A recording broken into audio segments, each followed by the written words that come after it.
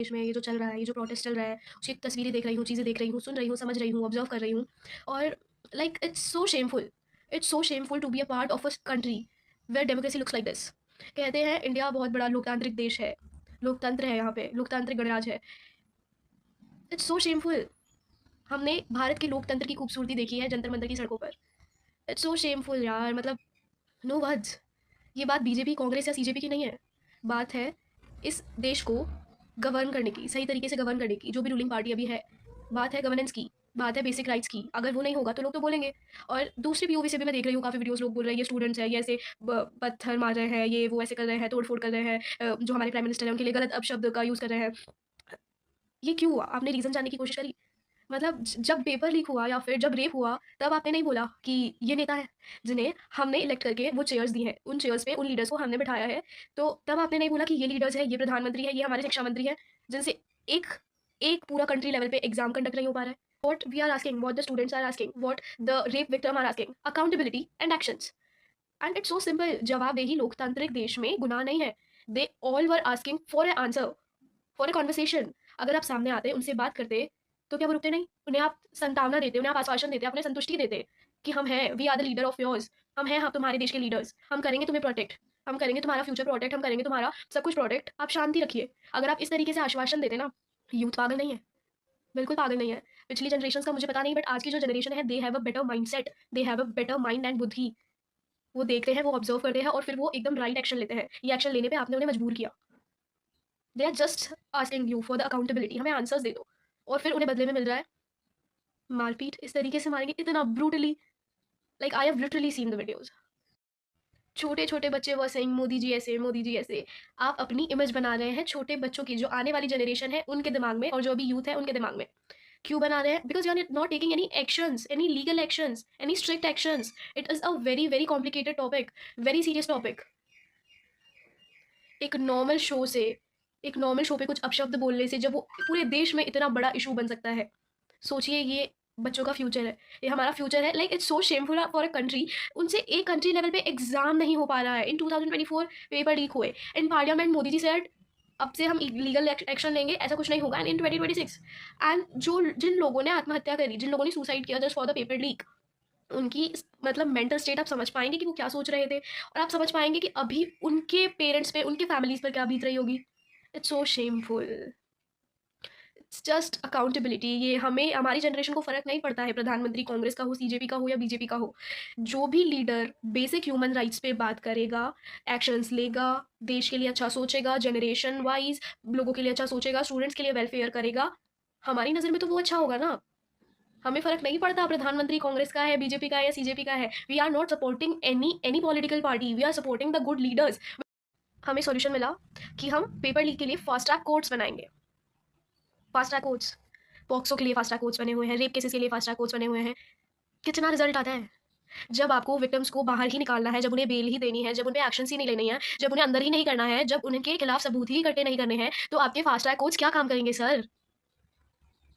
लोग यूँ रेप कर करके खुले सड़कों पर घूमते रहते हैं, थोड़े दिन अंदर होता है, अंदर रहते हैं, फिर यूँ बाहर निकल जाते हैं, उनकी बेल हो जाती है। Why the government is being so liberal with such? उन्हें क्यों फांसी की सज़ा नहीं दी जा रही? उन्हें क्यों क्यों इतना लिबरल तरीके से ट्रीट किया जा रहा है? I just don't know why the laws are not strict. अगर स्ट्रिक्ट लॉज हो हमारी कंट्री में, अगर स्ट्रिक्ट हो ना लॉ, तो ये सब क्राइम होना कम हो जाए। लोगों को डर लगे कि ये करने से ये होगा, अभी कुछ है नहीं, दे नो इट कि कुछ नहीं होगा, because the law is so much liberal to them. I just don't know why so much liberality to given to this. ये जो कह रही हूँ, इन सब चीज़ों से किसी पॉलिटिकल लीडर या किसी पॉलिटिकल पार्टी को हेटरेट नहीं है, बट आप आते हैं कहते हैं कि हम दुनिया के सेकंड बेस्ट इकोनॉमी पे आ चुके हैं। सर, क्या आपने कभी बताया, कभी आपने उस चीज़ को टारगेट किया, कभी आपने उस चीज़ को सोचा कि उस सेकंड लार्जेस्ट इकोनॉमी के पीछे कितना करप्शन है? We the people who elects you, we the people who give you votes, हमारी वजह से आप उन कुर्सियों पर बैठे हैं आज। तो उस चीज़ का आपको घमंड नहीं होना चाहिए। जिस तरह से आपको कुर्सी दी गई है, उसी तरह से वो कुर्सी आपसे ली भी जा सकती है, और आपने कल ही एग्जाम्पल देखा। So just don't misuse the powers. You are there for people welfare. लोकतांत्रिक देश में हैं आप, पीपल के वेलफेयर के लिए आपको वो पद, वो सम्मान और वो कुर्सी दी गई है। Just don't miss use it. आप अपने दम पे नहीं बैठे हैं वहाँ पे, आपको बिठाया गया है। Don't miss use your powers. हमें हिस्ट्री की किताबों में सिखाया गया था कि democracy is for the people, by the people, of the people. यहाँ पे जनता की सुनी जाती है, या जनता और सरकार के बीच में संवाद होता है, जवाबदेही होती है। और मैंने इंडियन डेमोक्रेसी की, भारत के लोकतंत्र की खूबसूरती जंतर मंतर की सड़कों पर देखी है। इतने खूबसूरतीजनक दृश्य आए हैं सामने।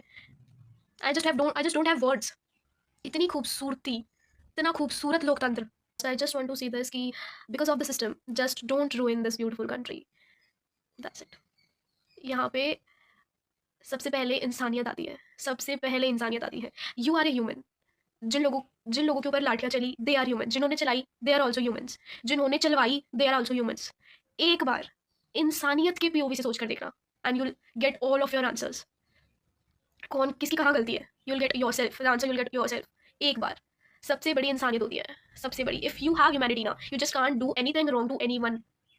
You'll take the appropriate decisions, because your heart will not allow to do that to anyone wrong with anyone.